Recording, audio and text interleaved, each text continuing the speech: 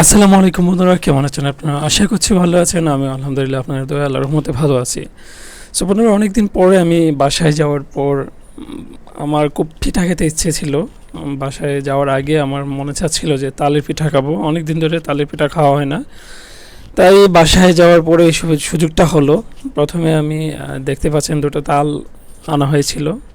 এই যে দুটো তাল, এগুলাকে প্রসেসিং করা হবে পিঠা খাওয়ার জন্য। তালের পিঠা আসলে খুবই সুস্বাদু হয়, আপনার হয়তো যারা খেয়েছেন তারা বুঝেন। আর এই দুটো তাল আমি নিজেই কিনে এনেছি আমাদের লোকাল বাজার থেকে। আমি এর আগে কখনো তাল কিনিনি, বাট আমার হঠাৎ করেই পিঠা খাওয়ার ইচ্ছা, এবং বাজারে যখন ছিলাম আম্মা ফোন করে বলতেছে যে তালের পিঠা খাওয়ার জন্য বলছিলাম, তাই আমি হুট করে দুটো তাল কিনে নিলাম। আর খুবই সস্তায় ছিল মনে হয় আমাদের লোকাল বাজারে, জানি না অন্য জায়গায় কীরকম হয়। এই দুটো তাল আমি 100 টাকা দিয়ে ক্রয় করি আমাদের বাজার থেকে। আর আপনাদের এলাকায় জানি না তালের এরকম প্রাইস কতটুকু হয়, আমার জানা নেই। বাট আমি আমার আইডিয়া অনুযায়ী মনে হচ্ছে না খুব বেশি প্রাইস নিয়েছে দুটো তালের। যাই হোক, তালগুলাকে পিঠা বানানোর জন্য প্রসেসিং করা হচ্ছে। প্রথমে তালগুলাকে ছুলানো হচ্ছে, ছালগুলা ফেলে দেওয়া হবে। তালের যে রস, মূলত এই রসগুলাকে বের করতে হবে। প্রথমে দুটো তালকে এরকমভাবে ছুলানো হচ্ছে এবং এভাবে পার্ট করতেছে। তালের মধ্যে আসলে এরকম 3-4টা মতো বিচি হয়, তো এটার মধ্যে দেখা যায় 3টা করে হচ্ছে, দুটো তালে 3টা করে বিচি হচ্ছে। প্রথমে এই তালগুলোকে ছুলিয়ে এরকমভাবে বিচিগুলা পাট করে নেওয়া হয় খুব সহজে রসগুলা বের করার জন্য।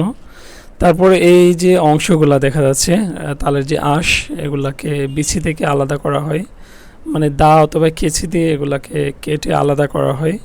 আলাদা করে এগুলো থেকে রস বের করা হয়।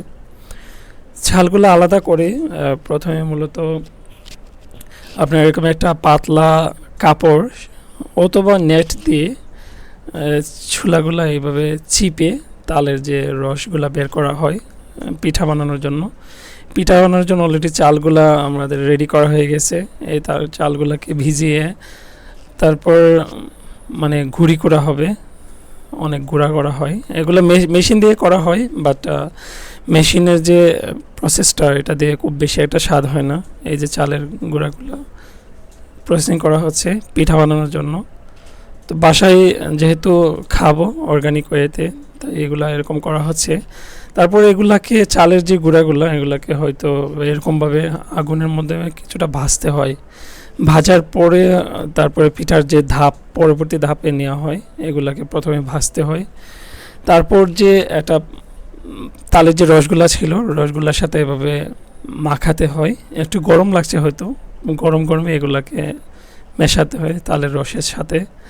দেখতে অনেকটা লোভনীয় মনে হচ্ছে, খুবই সুন্দর কালার হচ্ছে।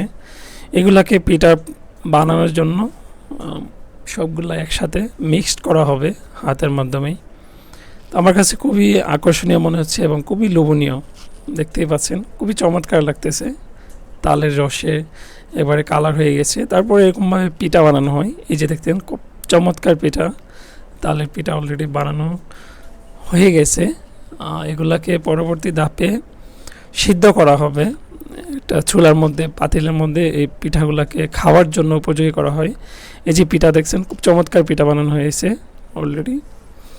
তো পরবর্তীতে এগুলাকে প্রায় আধা ঘন্টার মতো সিদ্ধ দিতে হয় খাওয়ার জন্য।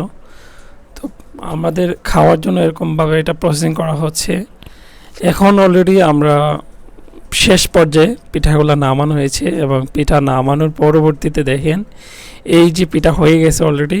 এখন আমাদের খাবার পালা, আর পিঠাগুলো এখন আমরা খাবো। খুবই সুস্বাদু পিঠা। তো যারা যারা এখন গ্রামের বাড়িতে গিয়ে তালের পিঠা খান, তারা হয়তো মিস করতেছেন। আমাকে কমেন্টে জানাবেন কীরকম লাগে তালের পিঠাগুলো। ধন্যবাদ সকলকে, আল্লাহ হাফেজ।